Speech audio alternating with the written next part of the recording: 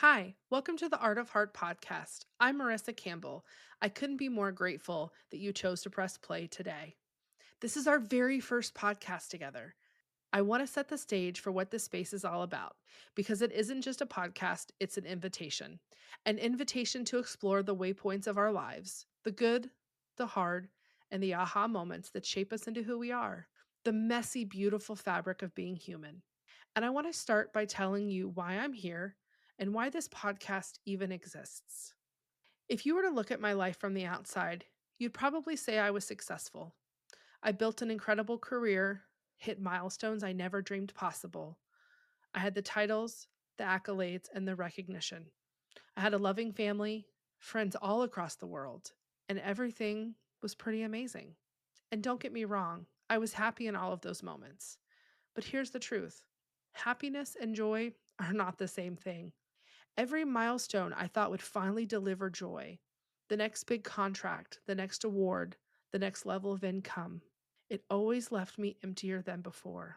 And it took me a really long time to realize why. I had been measuring my worth and chasing joy in all the wrong places, in what I could produce, or what I could provide, or what I could achieve. But the truth, the thing that brings me real joy, has nothing to do with traditional business success, not relationships, not possessions, and surely not a business accomplishment. I'm not saying these moments didn't matter. They did. They're wonderful in their own ways. But the joy, the deep soul level joy, that's something totally different. This journey really begins back in 2010. I was sitting in a counseling session with a therapist, and they asked me a question I'd never heard before. What does your heart look like? No one had ever asked me that. And instantly I could see it in my mind's eye. It was bruised. It was broken. It was held together with stitches and duct tape. The truth is, where I was not in a good place. That image stayed with me. For months after, I would go around asking all my friends and family, what does your heart look like? And some of them would describe an anatomical heart that pumps blood because that's how some people's brain works. Others would try to share what their heart looked like, but it was really hard for them. I felt like it was such a breakthrough moment for me to understand what my heart looked like that if I could understand someone else's, I could better understand them. I had a thirst for knowledge that was, well, insatiable. But there was noise. Things were busy.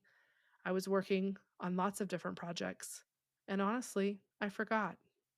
It wasn't until 7 years later in 2017 I had another moment. I was sitting on the edge of my bed and I realized my heart had healed. The thought came flooding back into my mind. What does your heart look like? And I pictured it. It was one of the coolest things I've ever experienced. My heart was covered in rhinestones, a big, puffy heart, in the most neon pink you can imagine, all the way down to a clear iridescent. It was a gradient. It was sparkly. It was beautiful. It was giant. And more importantly, it was whole again. That was such a powerful moment for me because I realized something. Our hearts don't stay the same. They shift, they evolve, they carry our pain, and they carry our healing too. But almost 8 years later, I'd hit another wall. I was profoundly unhappy, stressed to the max, empty. All the outward signs of success were there, but inside I felt disconnected. I felt lost. I felt unhealthy. And then I remembered a question I hadn't thought about in so many years. What does your heart look like, Marissa? And I can tell you it wasn't good. I had achieved what I thought was the last stepping stone to the thing that was going to be the thing. I'm a startup co founder, and in our world, the only thing that matters is a successful exit. And well, I had one of those in sight. So why was I still so unhappy? Why was everything so hard? I had just gotten back from a vacation in Alaska, which I love Alaska. It's so beautiful. There was so much wonder. There were so many beautiful things. And I felt cold inside. I felt disconnected. I felt resentful. And when I remembered the question, what does my heart look like? I realized it wasn't just about that moment. It was about all the hearts that had built who I am today. So I started looking back at the waypoints of my life. I made a list, those big defining moments that make us who we are, the good ones, the hard ones, and the aha. I began mapping them out and visually asking what did my heart look like. It was kind of like one of those scenes from a detective show where they're trying to catch the killer, with strings and drawings and really looking at all that my life had been. Through that mapping, I was able to realize what brings me real joy. And for me, that real joy is adventure. Setting off on a Saturday with no plans, wondering what will happen next. Maybe it's stopping at a gas station to eat from a diners, drive-ins, and dive-ins restaurant. Maybe it's getting lost or caught in the rain. But real adventure. No schedule, no plan, no purpose. Just to go. The next is wonder. Think fireflies and rainbows and waterfalls. The things that are out there that I can't create, but I sure get to witness and they stop me in my tracks.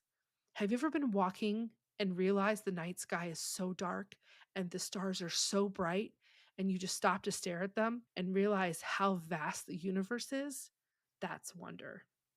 The last for me is genuine human connection.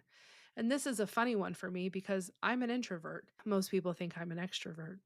But that genuine human connection, those real deep conversations, those moments where you meet someone and instantly you feel like you've known them for a lifetime and you get to talk about all the fun things, that's joy for me. And when I could name that and I could see it so clearly, it gave me direction. It gave me language for what actually lights me up and sustains me.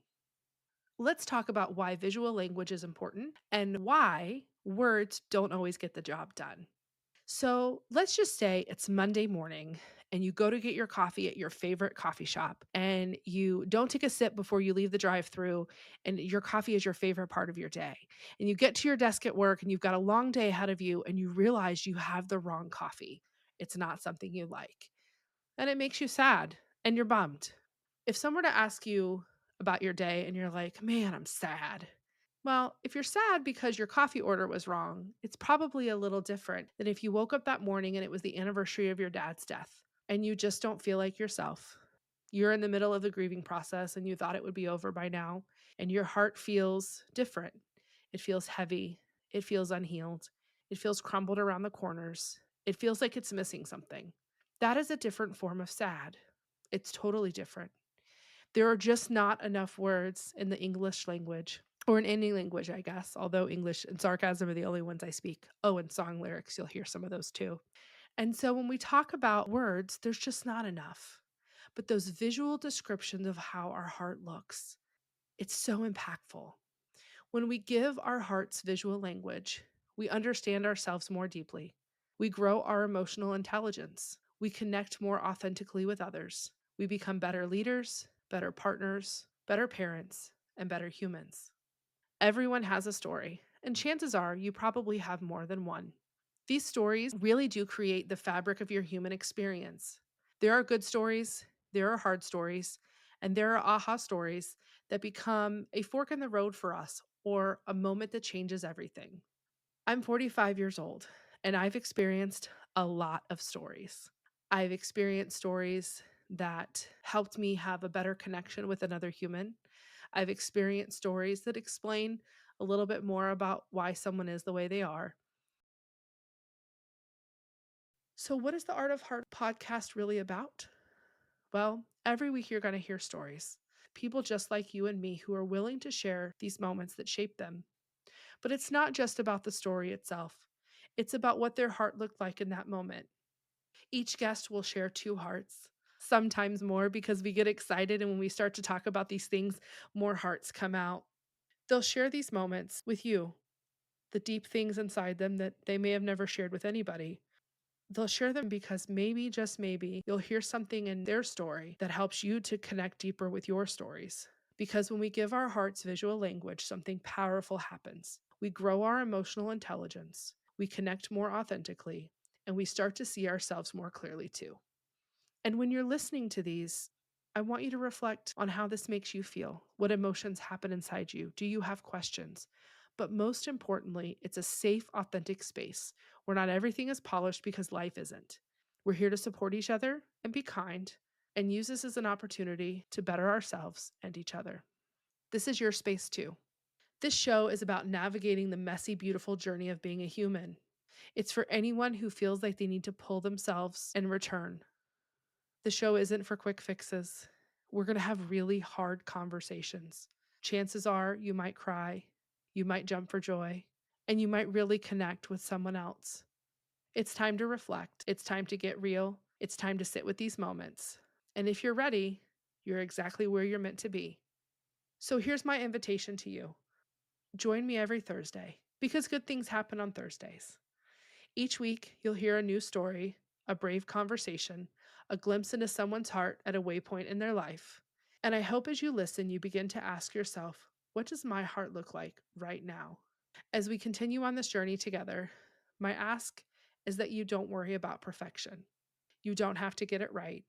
If you never pick up a marker or a colored pencil or open Canva to design a heart to make it perfect, that's okay. But if you find the words beyond I'm fine, I'm sad, I'm happy, I'm excited, if you find descriptive words to describe your heart and getting honest about how you feel and sharing them with others, we're going to make the world a better place. So as we begin this journey together, I want to leave you with this. You don't have to have it all figured out. You just have to listen to your heart. Thanks for being here. Let's do this together.